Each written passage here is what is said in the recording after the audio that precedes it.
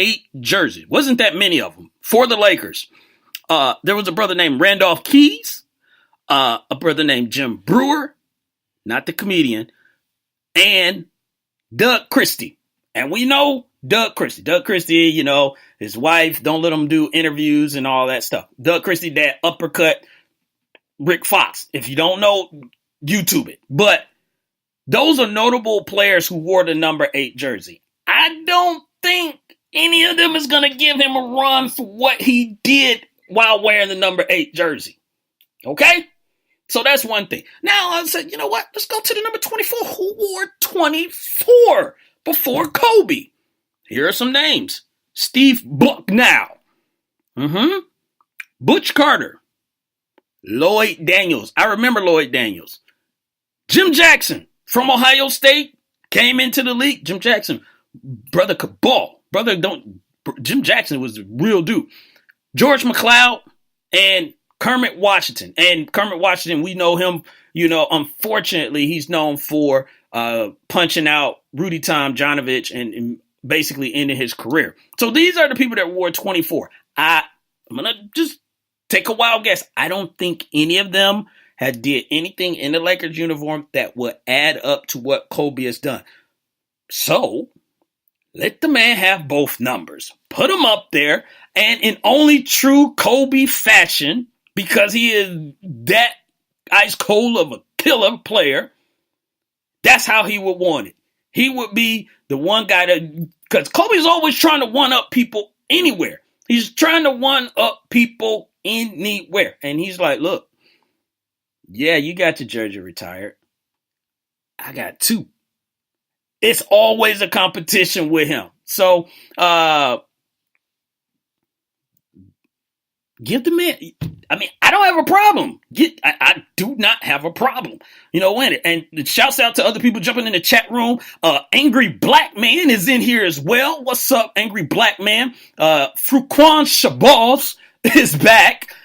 This brother, we won't go in there. Fruquan Shabazz is in here as well. He said he met Kermit Washington before his hands big as hell. Pause. So, shouts out to Fruquan, who's in here as well. But yeah, Kobe Bryant, let the man have it.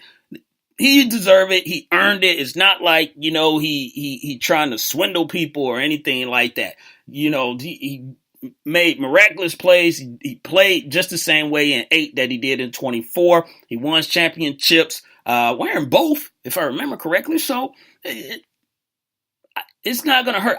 No one's going to come behind Kobe Bryant and wear 8 or 24. So whichever number, if he only chose one, no one's going to come behind him and 1, wear that number, because the Lakers probably won't even allow you to. But 2, if they did only make him choose one number, no one is going to come behind him and probably accomplish the things that he did. That's just too hard. They'll do their own thing, but that's just too hard. Nobody wants to follow up Kobe Bryant and wear that jersey. So you might as well retire both of them, because again, you wear that number, people gonna be like, "What you doing? What you doing, bro? You better be balling. Don't wear that number and you're not balling." So that's my whole thing. It's no way no one's gonna follow that up. So hey, to me that's no problem. That's no problem at all. Let the man have the 2 jerseys retired. So moving on, we're gonna get into college football. And this is not about the game. This is just about where this game is going with college football. So college football has started. Well, I think it's going to be a trend. And we're going to keep an eye on it and see what happens. But the University of Michigan has partnered with Amazon Prime to do a documentary of the team for the 2017 season. So it's going to be, I think, 7 or 8 episodes that follows the team on and off the field, basically what it's like to be a student athlete and all this stuff. And we saw this with the Arizona Cardinals about 2-3 years ago, that year when they went 13-3, following them around and the stuff that goes on with being, an NFL team and an organization, a little bit deeper than what, Hard Knocks did, because they had, the whole season. So this is what Amazon Prime is basically doing with the University of Michigan. Now, the reason I say that this is trending or this is, changing up the game is that I said Jim Harbaugh, man, this guy gets it. He gets it. He hasn't won a championship, needs to win a championship, but he gets it. And he's trying to change the way things are done with these satellite, camps that he's been doing, been taking the kids out of the country. This is another form of recruitment, if you ask me, because now you got 7 to 8 episodes basically to be in a kid's home and be in their mind for 2 months, almost 2 months, 2 months. To brainwash them into coming to Michigan because they're going to see the facility. The facility is great at Michigan. They got money, lots of money. They're going to sell them on, who's come through there. Of course, they're probably going to have, previous, football players, that NFL players. I'm sure they'll probably try to get Tom Brady, on there if they haven't already. And this will be a new way to recruit. And to me, it's amazing as far as like what they're doing. But again, here's the NCAA, and the University of Michigan, they making this money. They making money off of these kids. Now they want to follow them, off the field, and what they do. Now, remember, we talked about an episode probably a month at this point ago about a kicker down in Florida. I think it was UCF, if I remember right. He ended up giving up his scholarship, to being a kicker because they didn't want him basically displaying his on-field and off-the-field life on YouTube because he was making money off of it. So the kid can't do it, but the college, the university, or the NCAA approved it. It's okay on that end? I don't know. I don't know. Maybe there's some more specifics that I'm missing on here, but it's just like this is how they're selling it on and off the field. So they're going to follow these kids off the field. They're going to tell somebody's story that is trying to, change their life around, or, they got this opportunity or anything like that. And they're going to sell that. So they're going to make money off this. They're going to gain recruits. They're going to gain, more spotlight, and I can see other schools doing something like this going forward. So maybe not exactly with Amazon Prime. It may be they jump to another school the next year. I'm sure everyone would probably love to see Alabama, in there. I don't know if Nick Saban would really allow something like that. He doesn't seem like the kind of guy, to want the cameras in there. Harbaugh is a guy that's like, yeah, put the camera, on me, put the camera on us, we're fine with it, So, Angry Black Man says Harbaugh is going to the next level with all his moves. Other schools are mad, but they are about to do the same thing. So, Angry Black Man, you're right there. We're on the same wave pattern of what we were just talking about. This thing is going to another level with these schools, because it's 2017. This is social media. This is technology. This is basically to put another, for lack of a better term, another notch in a school's belt as far as like, look what we are doing. Look how we are trending. Look like we are leading the way. You come to this university, you're going to be on TV. You're going to be just like we tuned into Hard Knocks. You're going to be on Hard Knocks, basically the college version. So they're going to sell this to these kids, So it has progressively grown. You got these signing days and all this other good stuff, that's going on. And it's no different than any other thing, So shouts out to my man, DJ Knox, who is in the building as well. Again, we're getting close to 9:30. We're supposed to be joined by the Mad Barber so we can talk about this Triple G Canelo Alvarez fight. So, we're just almost there. We're about 3 minutes away. So, he'll chime in and we'll get to that. But we're finishing up,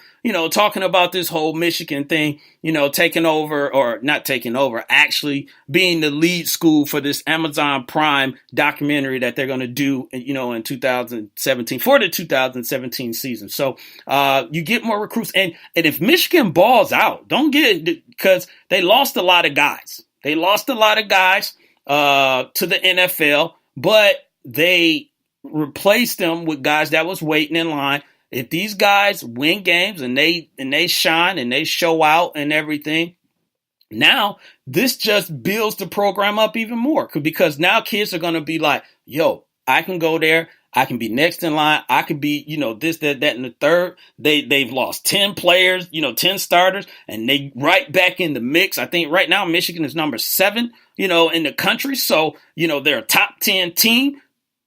This is all good, but it takes a coach that's built for the limelight, and Jim Harbaugh is built for the limelight. He does it probably better than anyone, him and his khaki pants, and all that stuff. So we're getting close to the 9:30, hour.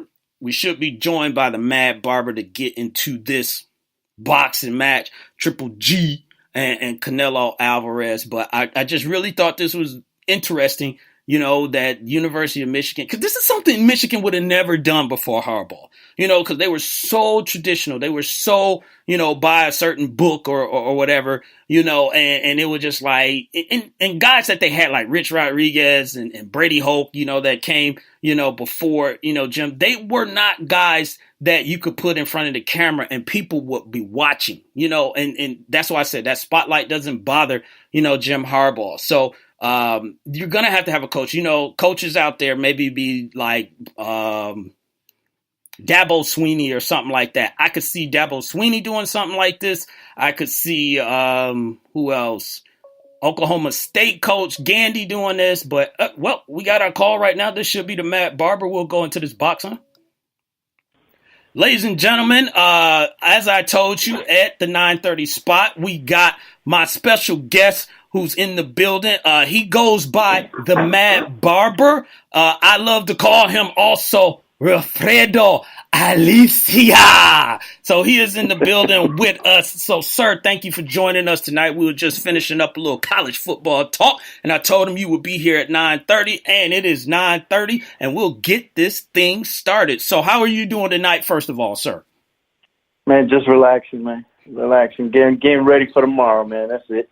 Hey, can't argue that. That's all of us here. So let's get into this thing real quick again, because I want to make sure I get all the stuff that I want to talk about with you out in the open with everyone. But I told the people I was going to hit you with something a little, that you weren't expecting, because this just happened. So I just want to get your opinion. If you got an opinion, let me know. If not, that's fine. So this whole thing with John Bone Jones and Cormier. So now they just said they reversed it, and Cormier is back being the champion because of the drug test. So to me, what do you think psychologically this may do to Cormier? Because it's just like he got beat twice, but it's drugs and all this stuff. So will he take it, or he'll just be like, you know what? Nah, I don't want it. Well, I mean, at this point, he's going to have to take it. There's no way around that. Eventually he's going to feel cheated. Well, he does feel cheated. So he's going to grab his title back, and, respectfully so, right?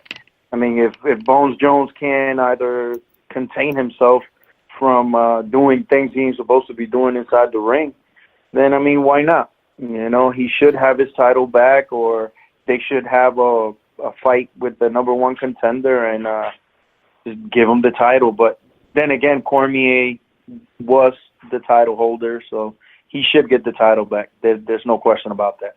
Gotcha. So we'll get into basically what we got you on here for. So there is a fight this weekend, ladies and gentlemen. So Triple G versus Canelo Alvarez. That's September 16th, this Saturday. So without further ado, let's get into a little bit about this fight. For both boxers, what are their strengths and weaknesses of both fighters coming into this match? Well, we'll start with Triple G. Triple G's a seasoned vet, 400 amateur fights, and he's fought his way up to this title match, or he is the title holder at 160 as well. But Canelo has the one that he wants. So Triple G is a skilled fighter. He controls the ring very well. He has a powerful right hand, and he is the bigger guy in that matchup. So those are definitely his strengths, his size.